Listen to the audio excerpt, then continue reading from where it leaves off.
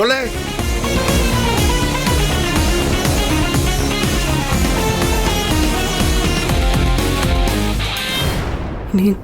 நீங்க எல்லாம் கிளம்புங்க.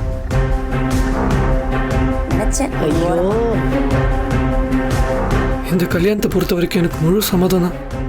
நீங்க கிளம்புங்க. டேய் இம்புட்டுனால உனக்கு என்ன நடந்துச்சுன்னு தெரியுமாடா? டேய் சாப்பாட்டுல கண்ட மருந்து கலந்து கொடுத்துருக்காங்க. அதனாலதான் இம்புட்டுனால பித்து பிடிச்ச மாதிரி கடந்திருக்க நீ. டேய் இப்பதான்டா நீ கொஞ்சம் தெளிஞ்சிருக்க.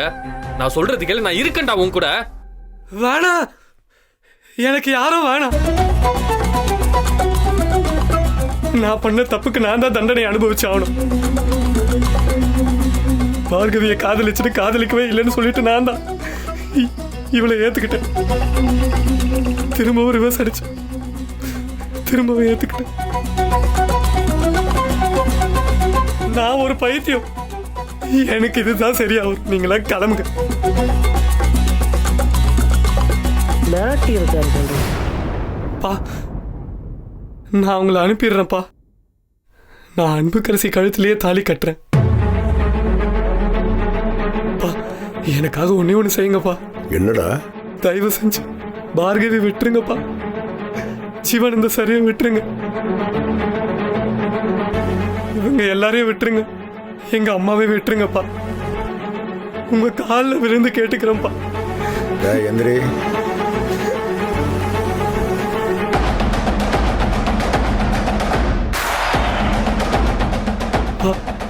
நீங்க நினைக்கிறபடிதான் இந்த கல்யாணம் நடக்கும். இவங்க எல்லாரையும் விட்டுருங்கப்பா ப்ளீஸ். ஐயோ தர்ஷா, இப்ப எதுக்கு நீ இவங்களுக்கு பணிஞ்சு போகணும்? தேவையே இல்ல. இப்படி மிரட்டி ஒருத்தரை பணிய வைக்க முடியாதுன்றது எல்லாருக்கும் உரைக்கணும்.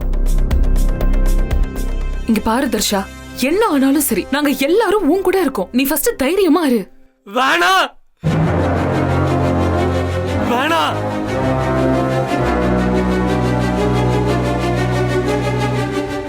இதுக்கு மேல யாரும் எனக்காக எதுவும் செய்ய வேணாம். அவங்க அவங்களுக்குன்னு ஒரு லைஃப் இருக்குல்ல, அதை பார்த்துக்கோங்க. என்ன விட்டுருங்க, நான் பார்த்துக்கிறேன். கிளம்புங்க, போங்க. ஐயோ தர்ஷா சொல்றதுக்கே. போலாம். சக்தி அவன் என்ன பேச? போலாம்.